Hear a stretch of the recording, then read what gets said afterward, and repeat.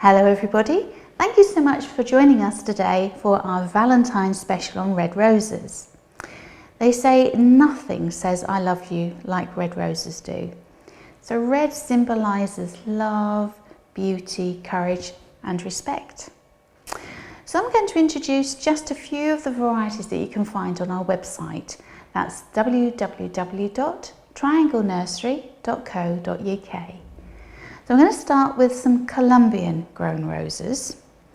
Now the Colombian roses are grown at a higher altitude, so the roses have a much stronger, thicker stem, have a bit more of a chunky head I would say, and usually a bit of a higher petal count. The higher light levels help to make this so. I'm going to introduce two varieties of Colombian grown ones. The first one is Explorer. Now Explorer tends to have a much darker, deeper hue to it. It's very kind to the florist and the flower arranger because 9 times out of 10 it's almost thornless. So that's Explorer. Obviously, as with all roses, they have the slightly scruffy outer guard petal. If you want to tidy that rose up, you can literally do that by removing the outer guard petals. So that's Explorer. The next Colombian rose I'm going to introduce you to is Freedom. Now Freedom is a really beautiful rose, and as I mentioned before, sort of multi-petaled, so quite a blousy rose, and it opens up quite flat when it's fully developed. So as you can appreciate, this head size, once it's opened, you're going to have quite a substantial rose there. Again, like Explorer, it usually doesn't have a huge amount of thorns. This one's got a few thorns on, but quite a comfortable rose to work with and a reasonably good shelf life. So now I'm going to talk about the Dutch grown red roses. Now the Dutch grown red roses are grown under glass.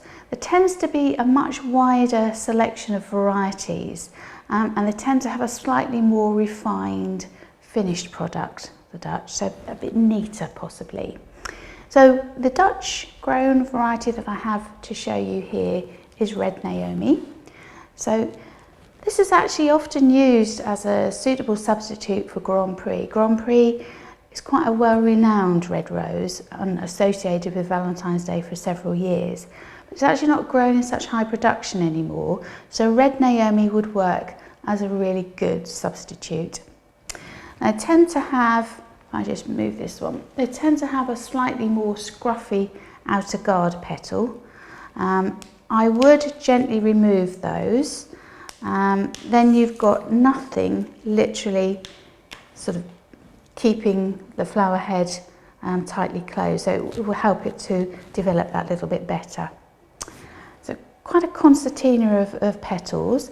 The centre petals tend to be slightly lower than the outer petals, so you get that lovely cadence when it fully opens.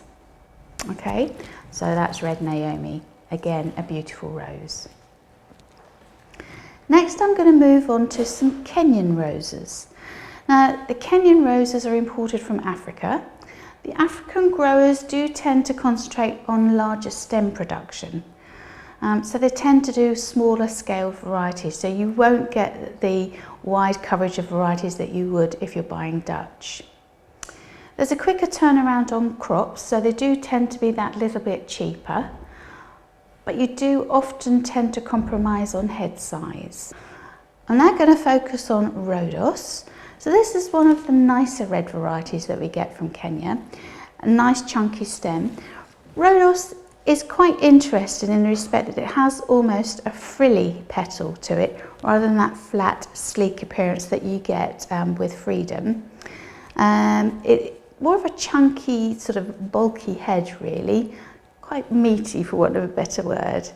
So that's Red Rhodos. Rhodos doesn't tend to be particularly thorny, so again quite a nice variety to handle. Quite a nice strong one, that one. So next in our Kenyan selection I'm going to show you Upper Class. Now Upper Class, as you can see, is quite a tiny headed rose. It's a variety that does have a small head. As a general rule of thumb, the saying with roses is the longer the stem, the larger the head. This doesn't always necessarily apply with upper class because it is a small-headed variety to start with. So you're not going to get a massive difference in head size between a 40 centimetre and a 60 centimetre. So as you can see, quite a tiny, tiny head. So that's upper class. Next I'm going to show you Furiosa.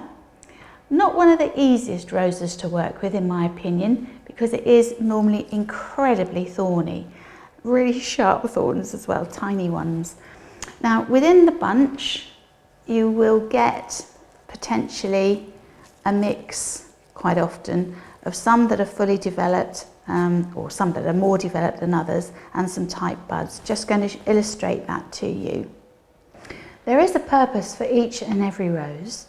The smaller varieties could actually be used in a floral arrangement for that delicate look whilst accompanying other blooms.